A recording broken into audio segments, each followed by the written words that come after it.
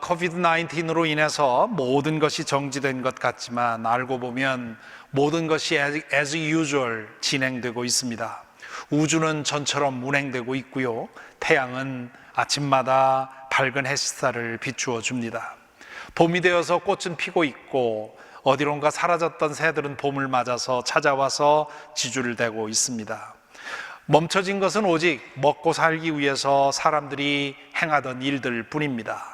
이 일들 중에서도 꼭 필요한 일들은 매일 지속되고 반복되고 있습니다. 우리 모두는 앞으로도 한동안 불편함과 답답함, 경제적인 손실과 상실, 그리고 신체적인 고통과 심적인 불안을 견뎌야 합니다. 이번 일로 인해서 어떤 분은 직장을 잃으셨고 어떤 분은 비즈니스에 큰 타격을 입으셨죠. 어떤 분은 연봉이 줄어들었고 어떤 분은 심리적인 스트레스로 인해서 건강에 어려움을 겪으십니다. 어떤 분은 일이 오히려 많아져서 경무에 시달리고 있고요. 또 어떤 분은 집에서 자가격리해야 하는 상황입니다. 위험한 일터에 나가 일하는 자녀들을 위한 염려로 인해서 밤잠을 설치는 분도 계시지요. 그것이 어떤 것이든 분명한 것은 이 고난은 우리 모두가 감당해내야만 한다는 사실입니다. 교우들께 연락해서 잘 지내시나요? 하고 여쭈면 자주 듣는 대답이 있습니다. 다들 겪는 건데요, 뭐. 또 어떤 분들은 아이고, 저보다 더 어려운 분도 많을 텐데요. 그렇게 답하시지요. 저는 그 대답에서 당해내야 하는 일이면 당해내야지요 하는 그런 메시지를 듣습니다. 사실 그렇게 마음 먹으면 이 고통을 견디기가 훨씬 쉽습니다. 나만 당하는 고통이라고 생각하면 억울하고 불안해지지만 다들 당하는 일이라고 생각을 하면 받을만 합니다. 거기서 한 걸음 더 나아가서 인류 공통의 범죄에 참여한 한 사람으로서 우리도 이 고난을 겪어야만 한다고 생각을 하면 감당하기가 훨씬 쉬워지지요. 알지 못하고 당하는 고난은 가장 견디기 힘든 법이지요. 죽음의 수용소에 갇혀 있었던 빅터 프랭클 박사의 기록을 보면 이 수용소에 갇혀 있던 사람들에게 가장 견디기 힘든 일은 자기가 겪는 고통의 이유와 의미를 발견할 수 없는 때라고 얘기를 합니다. 당해야 하는 고통이 아무리 혹독해도 그 이유를 알거나 그 의미를 알게 되면 견딜 수 있더라는 것이지요. 그래서 그가 만난 어떤 사람은 곁에서 죽어가면서 내가 받는 이 고통으로 인해서 바깥에 있는 내 가족의 고통이 그래도 내가 받는 고통 때문에 좀 줄어든다면 좋겠다고 그렇게 말하면서 죽어가더라는 거지요. 그렇게라도 의미를 부여하지 않으면 그 허무한 고통을 견딜 수가 없기 때문입니다. 때로 아무리 찾아보아도 의미를 알 수 없는 고난이 있지요. 하지만 대다수의 경우 고난은 늘 축복을 안고 있습니다. 물론 고난이 언제나 축복을 가져다 주는 것은 아닙니다. 그 고난을 어떻게 대하고 어떻게 겪느냐에 따라서 고난이 숨기고 있는 그 축복을 발견할 수도 있고 아니면 영영 발견하지 못하는 경우도 있습니다.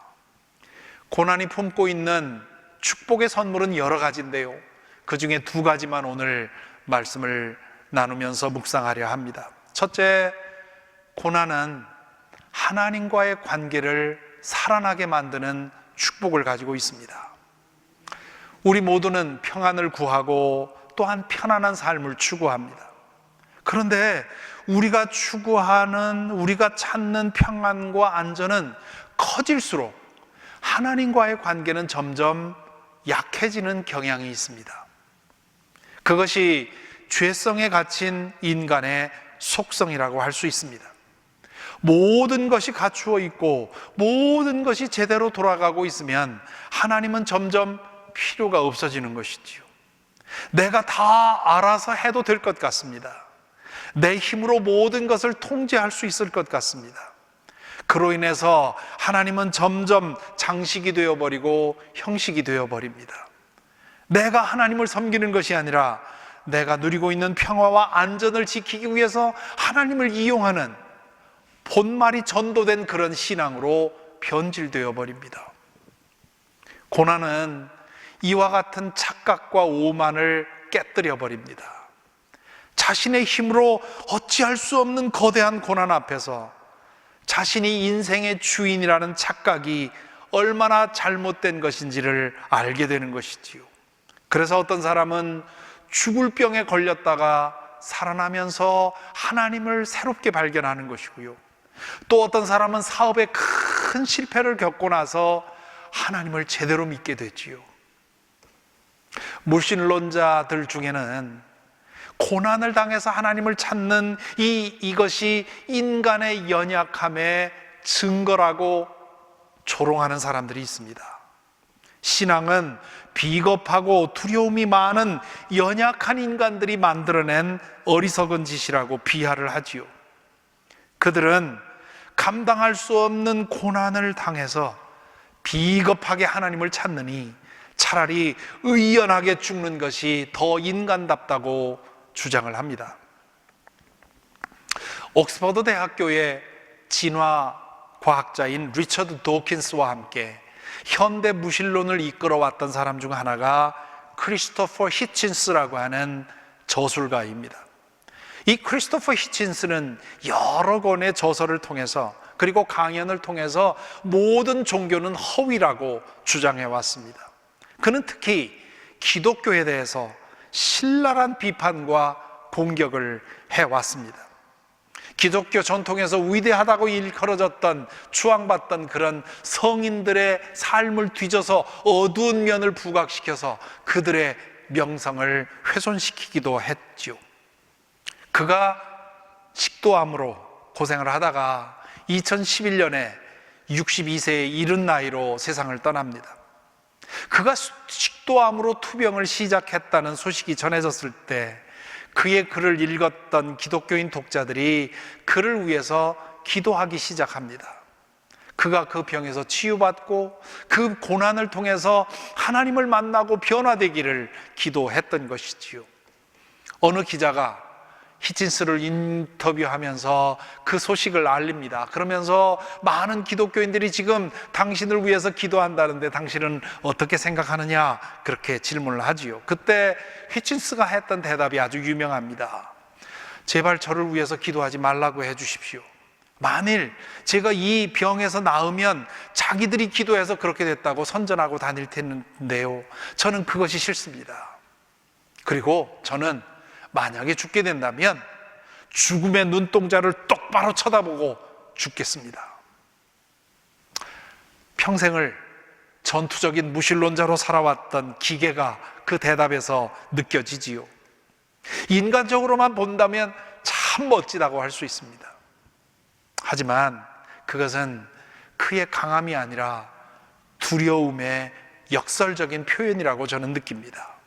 깜깜한 어둠 속에서 두려움에 질려 떨면서도 아니야, 나는 무섭지 않아, 나는 무섭지 않아 라고 외치는 어린아이와 같은 그런 모습이라고 볼 수 있습니다.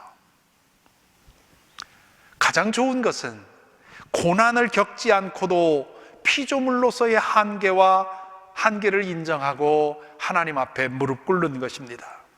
그렇게 돌아와서 하나님을 믿는 사람도 적지 않습니다. 어떤 사람은 말씀을 읽는 중에 진리의 하나님을 만나게 되고요, 어떤 사람은 밤하늘의 별들을 보는 중에 하나님을 보게 되고요, 또 어떤 사람은 뺨에 스치는 바람결에 하나님의 손길을 느낍니다.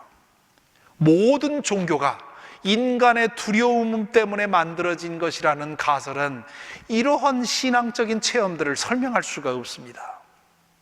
그렇긴 하지만 고난은 우리가 하나님을 절실하게 찾게 만들고 새롭게 만나게 하는 가장 유력한 통로입니다. 그래서 C.S. 루이스는 고난은 하나님의 확성기라고 말한 적이 있습니다. 고난을 당할 때 하나님은 가장 분명하게 보이고 하나님의 음성은 가장 또렷하게 들린다는 뜻입니다. 그렇기 때문에 하나님을 만났다는 사람들 주변에 계시다면 한번 물어보시기 바랍니다. 어느 때 하나님을 만났습니까? 그렇게 물어보면 열의 7, 8은 고난받을 때 내가 하나님을 만났습니다, 그렇게 얘기를 하지요. 그렇게 본다면 고난을 당해서조차도 자신의 교만을 꺾지 않고 하나님께 돌아오지 못한다면 그 사람은 하나님을 만날 기회가 거의 없다 할 수 있습니다. 이번 코비드-19 사태 중에 이탈리아의 어느 의사가 썼다는 글이 화제가 되었습니다. 이탈리아의 롬바르디에 있는 한 병원에 38세의 의사 줄리안 어번 박사가 쓴 글로 알려져 있습니다.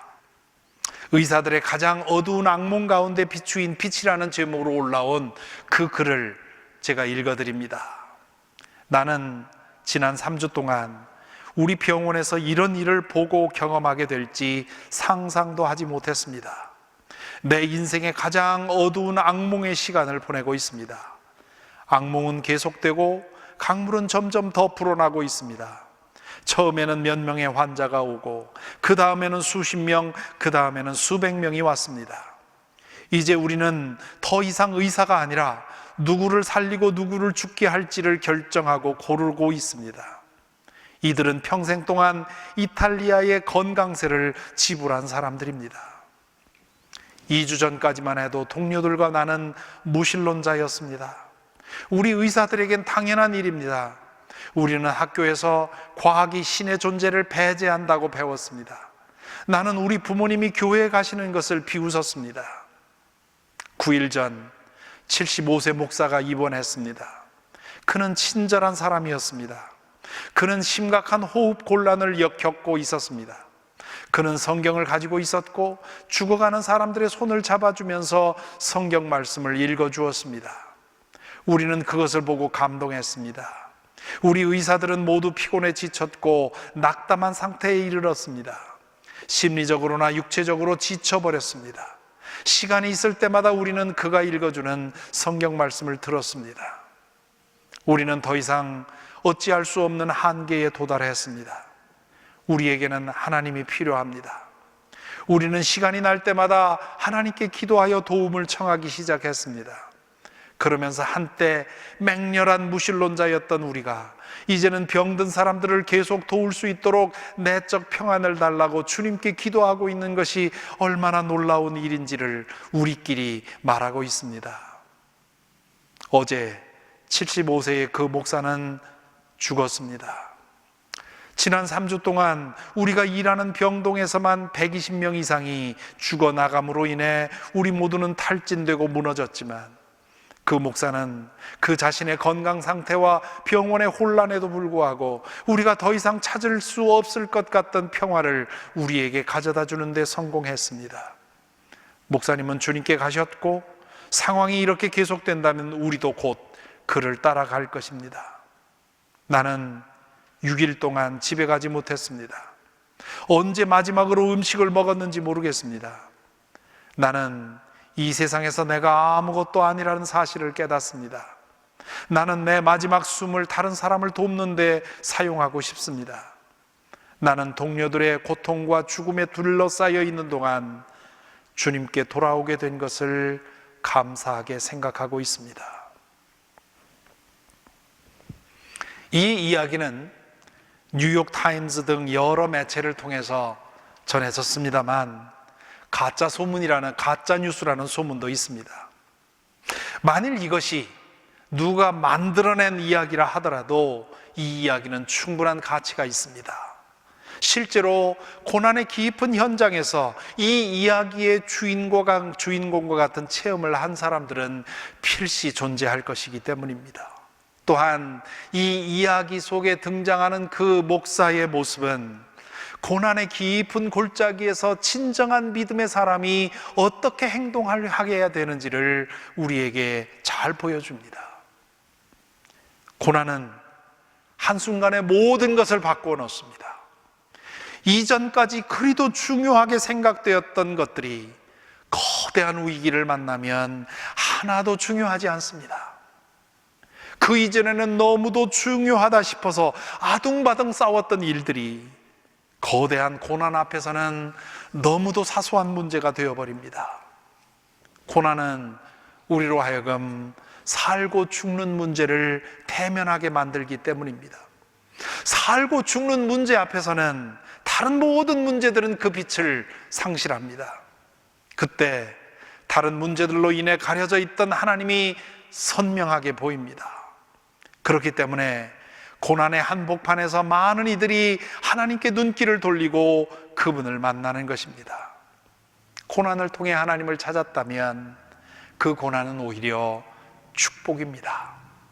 그 고난을 통해 상실한 모든 것을 상쇄하고도 남을 만한 축복입니다. 그래서 오늘 시편에서 시인은 그 유명한 고백을 하고 있습니다. 고난을 당한 것이 내게는 오히려 유익이 되었습니다. 그 고난 때문에 나는 주님의 율례를 배웠습니다. 주님께서 나에게 친히 알려주신 그 법이 1000만 금은보다 더 귀합니다.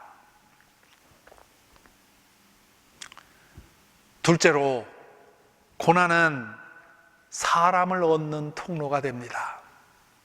부모와 자식의 관계이든, 부부 관계이든, 친구 관계이든, 직장 동료 관계이든, 혹은 교회 교우 관계이든, 고난을 함께 겪고 통과하는 과정에서 깊은 연대 관계가 형성되는 것입니다. 그렇기 때문에 같은 마음으로 같은 고난을 겪고 나면 오래도록 함께 할 만한 친구가 생기게 되어 있습니다. 우리 한국 남성들은 특별한 조건이 없는 한 군대를 다녀옵니다. 다들 다녀온 군대인데 해병대 출신들은 그 중에서도 유별나지요. 제대한 지 수십 년이 지난 후에도 선배나 후배를 만나면 마치 헤어졌던 가족을 만나는 듯이 유난을 떱니다. 처음 만난 사람들에게도 해병대라 하면 손을 덥석 잡으면서 우리가 남이가 그러면서 환영을 합니다. 무엇이 이 유별난 유대감을 만들어내는 것입니까? 고난을 함께 했다고 하는 의식 때문입니다. 내가 겪는 고난을 다른 사람도 동일하게 겪었다는 사실을 확인하는 순간 동질감을 느끼는 것입니다. 저도 군대 가서 훈련 받으면서 고생했습니다. 하지만 그 고생은 다 하는 고생이었죠. 그렇기 때문에 군대 다녀온 다른 사람을 만났다고 해서 제가 특별한 동질감을 느끼진 못합니다. 하지만 해병대 출신들은 자기들만의 특별한 고생을 했다는 생각 때문에 동질감을 느끼고 연대감을 느끼는 것이죠. 같은 배에서 나온 형제, 자매들도 마찬가지입니다. 얼마나 오랫동안 얼마나 함께 고생했느냐에 따라서 어떤 형제 자매와는 가깝고 어떤 형제 자매와는 조금 소원합니다. 부부도 마찬가지지요. 한 마음으로 고난을 겪어낸 부부 사이에는 웬만한 풍파에도 끄떡없는 든든한 사랑이 형성이 됩니다. 물론 그 반대의 경우도 있죠. 고난으로 인해서 형제 자매가 원수처럼 사는 사람들 많이 있지 않습니까? 부부 관계가 고난으로 인해서 파탄나는 경우도 있습니다. 이번 코비드-19로 인해서 자가격리 기간이 길어지면서 가정폭력이 늘어나고 이혼 신청이 급증한다는 소식이 들립니다. 처음에는 중국에서 그런 소리가 들리더니 미국의 상황도 다르지 않습니다. 바로 어제 보도된 우리 지역 뉴스를 보니까요, 페어팩스 카운티 경찰국에 신고된 가정폭력 건수가 작년 같은 기간 대비 15%가 늘었다고 합니다. 가족 전체가 24시간 집안에서 지내다 보니 가정폭력이 늘어난 것입니다. 흥미로운 것은 가정폭력으로 인해서 경찰에 신고된 건수는 15% 늘었는데 상담소에 걸려온 전화는 전보다 줄었다는 겁니다. 무슨 뜻입니까? 폭력을 행사하는 사람과 늘 함께 지내다 보니 상담 전화를 걸 수가 없는 겁니다. 그리고 사고가 터진 후에나 경찰에 신고하게 되는 것이지요. 그러니 이 기간 동안 가정폭력으로 인해서 얼마나 많은 사람들이 고통을 당하고 있겠습니까? 참 안타까운 이야기 아닙니까? 함께 겪는 고난이 가족의 사랑을 더 진하게 만들어야 하는데 오히려 가족을 해체시키는 결과를 만들어내고 있는 것입니다. 한국이 배출한 천재 화가 이중섭을 아시지요?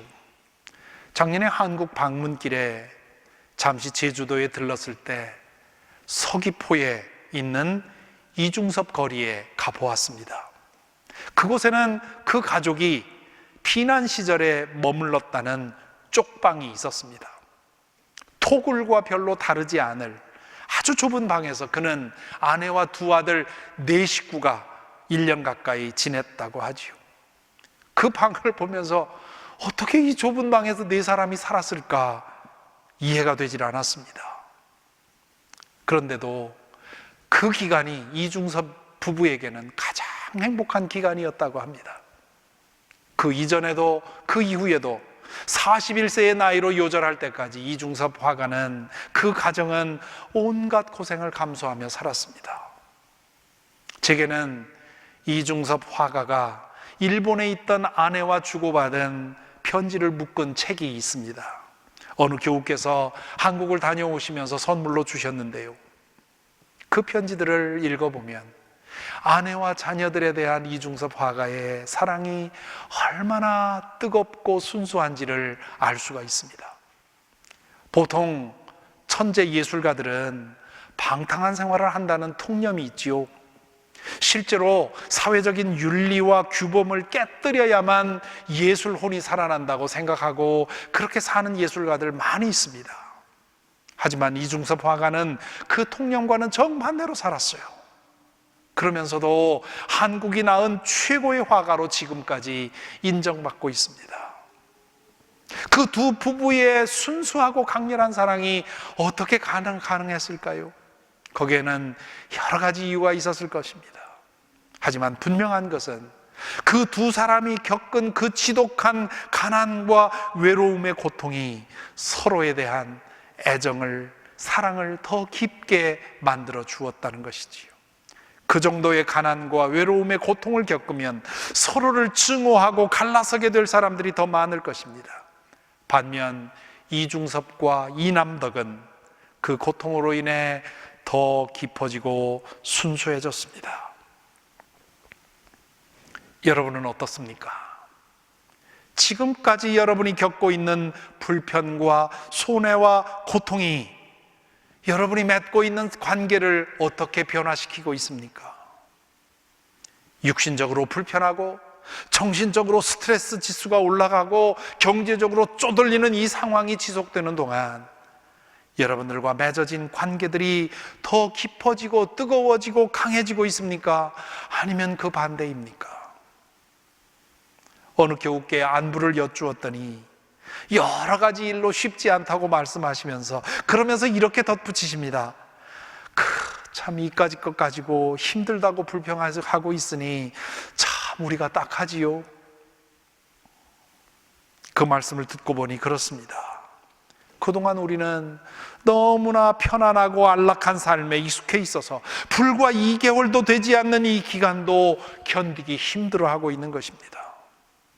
그것조차 견디지 못하여 사랑하는 사람들과의 관계가 악화되고 있다면 우리는 스스로에 대해 깊이 반성해 보아야 합니다. 만일 우리에게 겨자씨만한 작은 믿음이라도 있다면 더더욱 우리가 지금 우리의 신앙이, 우리의 삶이 어떤지 돌아보아야 할 것입니다. 이런 점에서 본다면 교회가 교회답게 성숙하고 있는 데에 있어서도 이 고난은 필수적입니다. 교회는 예수 그리스도를 믿는 사람들이 연합하여 형성된 그리스도의 몸입니다. 교회가 얼마나 교회다우냐는 얼마나 많은 사람들이 모이느냐에 의해 결정되는 것이 아니라 교인들이 서로에게 얼마나 든든히 연결되어 있느냐에 있습니다. 서로를 얼마나 진실하게 사모하고 사랑하느냐에 있습니다. 서로의 아픔을 얼마나 깊이 알아주고 서로의 기쁨을 얼마나 함께 하느냐에 있습니다. 과연 우리 교회가 그런 교회입니까? 목사와 교인들이, 그리고 교인들이 서로를 애틋하게 사모하며 예수 그리스도의 사랑 안에서 우리가 남이가 라고 느끼고 있습니까? 어떤 분은 그렇다고 느끼실 것이고요, 어떤 분은 아직 멀었다고 느끼시겠죠. 하지만 분명한 것은 그것이 우리 모두가 우리 교회를 두고 바라고 기도하고 힘써야 할 일이라는 사실입니다. 어떻게 하면 교회가 그렇게 될 수 있을까요? 교우들이 같은 고난을 한 마음으로 겪는데 그 비밀이 있습니다. 해병대에 입소해서 지독한 고통을 감내하고 나면 해병대라는 집단에 대한 애정이 생겨나고 해병대 출신의 모든 사람들을 형제처럼 대하게 되는 것처럼 교회도 동일한 고난을 함께 겪으면서 운명 공동체로 연대하게 되는 것입니다. 해병대는 인간적인 정으로만 묶이지만 교회는 인간적인 정과 예수 그리스도의 사랑으로 결합이 되는 겁니다. 그러니 제대로만 된다면 해병대원들이 가지고 있는 정과는 비교할 수 없는 뜨거운 정으로 묶이게 되는 것이 교회입니다. 생각이 여기에 이르니 왜 오늘날의 교회가 백화점처럼 되어버렸는지 이해가 됩니다. 교인들이 마음을 한데 모아서 서로를 중보하며 감당해야 할 그 고난이 그동안 우리에게 없었던 겁니다.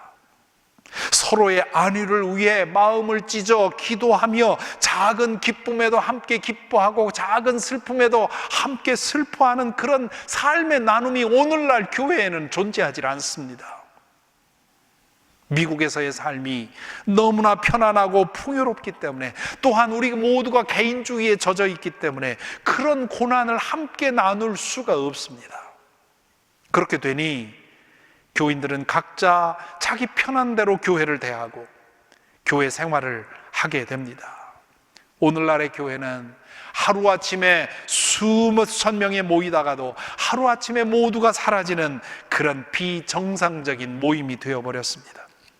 교회로 모여 서로를 위해 간절히 중보하며 섬기며 사랑하는 모습은 더 이상 보기 힘들어졌습니다. 모여서 서로 헐뜯고 비난하며 싸우는 일이 더 흔히 보입니다. 그렇게 쉽게 모였다가 쉽게 흩어지는 것은 교회가 아닙니다.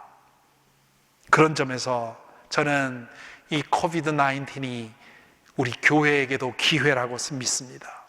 먼저 저 같은 목사들에게는 진짜 목사의 모습에 가까워지는 그런 기회입니다. 그동안에는 주로 특별한 어려움이 있는 교우들에게만 마음을 찢어 기도했습니다. 대다수의 교우들은 그저 편안하게 잘 살고 계시니 기도해도 그리 절실하지 않았습니다. 하지만 요즘에는 생각할 때 애틋하지 않은 교우가 없고요, 기도할 때 간절하지 않은 교우가 없습니다.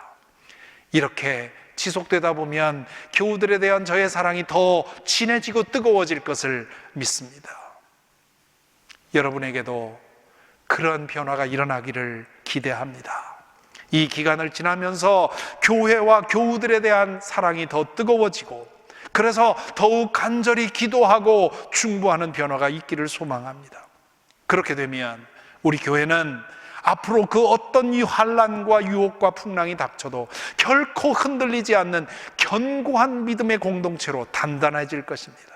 그럴 때 우리는 예수 그리스도를 머리로 삼고 한 몸으로 연결되어 주님께서 하고자 하시는 일을 하게 될 것입니다.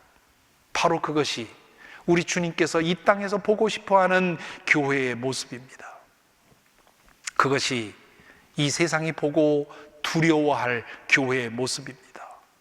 그것이 우리 모두의 사랑과 안식처가 되어줄 교회의 모습입니다. 그렇기에 고난은 기회라고 말하는 것입니다. 고난은 먼저 하나님을 새롭게 만나고 영적으로 깨어날 수 있는 기회입니다. 평생 하나님을 견고하게 붙들고 살아갈 믿음의 선물을 발견할 수 있는 기회입니다. 있는 듯 없는 듯 했던 믿음, 뜨뜻미지근했던 믿음, 누구 앞에서 믿는다고 말하기조차 주저했던 그런 믿음이 흔들림 없는 견고한 믿음으로 도약할 수 있는 기회입니다.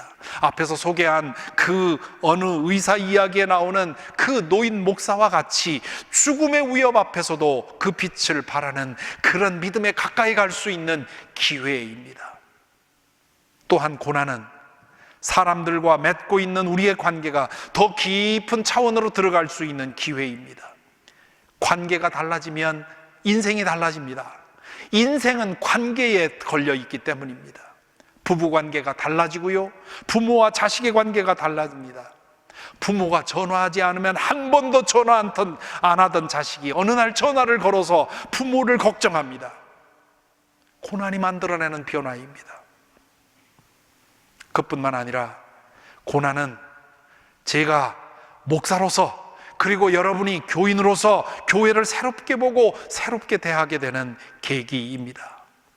내 필요에 따라서 취했다 버렸다 할 대상이 아니라 내 생명을 다하도록 뜨겁게 사랑할 대상으로 교회를 새롭게 보는 그런 기회입니다. 고난을 거치지 않고는 이런 변화가 만들어지지 않습니다. 그렇기에 고난은 기회입니다. 부디 이 기회를 허비하지 않으시기를 바랍니다. 지금 우리가 겪고 있는 고난을 믿음으로 견뎌내고 이겨내서 하나님을 더 깊이 알고 사랑하는 사람들을 더 마음 깊이 품고 주님의 교회를 더욱더 뜨겁게 사랑하는 그런 변화가 우리에게 일어나기를 소망합니다. 그렇게 된다면 우리가 이 기간에 겪는 모든 상실과 희생은 보상되고도 남는 큰 축복을 받는 것입니다. 이 은혜가 저와 여러분에게 함께 하기를 간절히 기원합니다.